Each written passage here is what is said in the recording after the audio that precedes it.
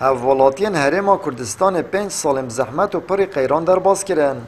سال 2019 جدا پشتی بنجه کردن موچه فرمانبرین هرمت بودجه عراق دا و پیکینان و حکومتانی هرما کردستانه هیویک با حوالاتیان درست بو کویدی قیرام دو مای کاتن. الی اف چنده نبو جواروتان ها و رجا قیران سال بوریت ناف جواکی دایا برچاوه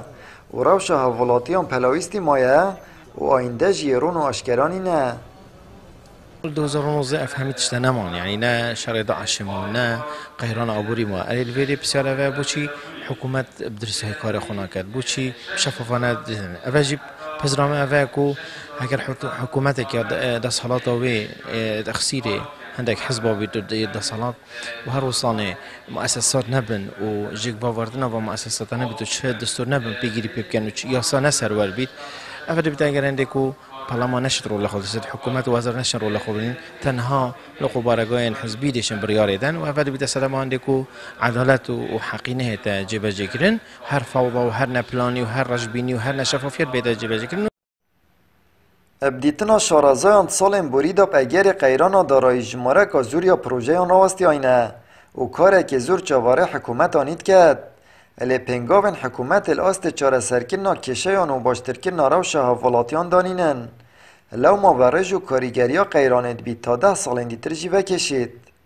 قیرانت آبوری بلند بنو و پاشینک سلولیت نخاره اول برای من شریا برف هات نخاره و چیتن هدی آجه خود کتن بس هر قیرانه که گلک جارا 10 سال جیت کارتی کرنه تویت مینن حتی وکی برز زفریتن لو ما جاز بجمتا یا بدمایی هاتی نخیر یا لواز بیتن و باودرت باشد خیرت هین باوری که هدی بو خلکی حتی تو پیدا که باوری حتی تو بو کمپانیا پیدا که باوری حتی بو خودان سرمالی پیدا که و برهنر حتی باوری هبیتن اوه وقت بدویتن پروژه که دیانا هتن بودو بشكرنا موچا امل هيفي حتى اوباري بغدادتن اذا انا قيران خلاص بو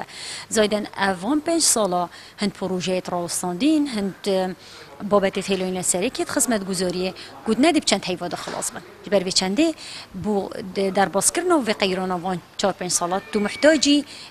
بيلكم مازنا یا هاريكاري و یا كاري کو حتی آوه نمینیش برای چنده هکر ام بشین قیران خلاص بون نه خلاص بون قیران باودریت وید خلاص بون